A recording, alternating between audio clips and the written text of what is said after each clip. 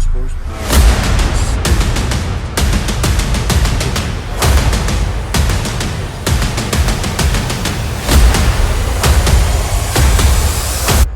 Alright, Brian, try and start her.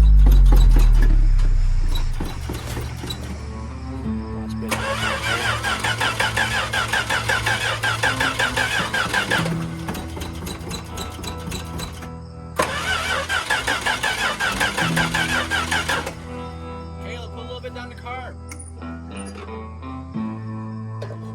Push her down. Alright, try now.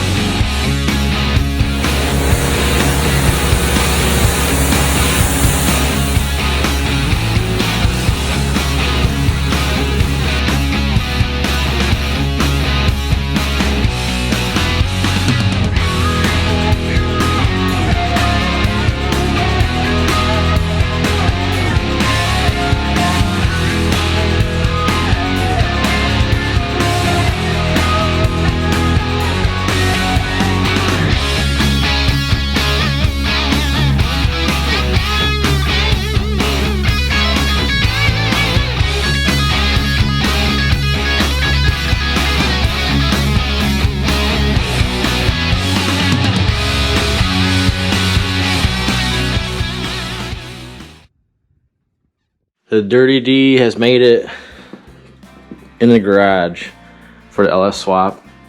And basically I'm just gonna put the 5.3 with the 4L80E. We're gonna take it apart, put a cam in it, put some fresh bearings in there, probably an oil pump, and throw it in here, and then possibly get a turbo kit.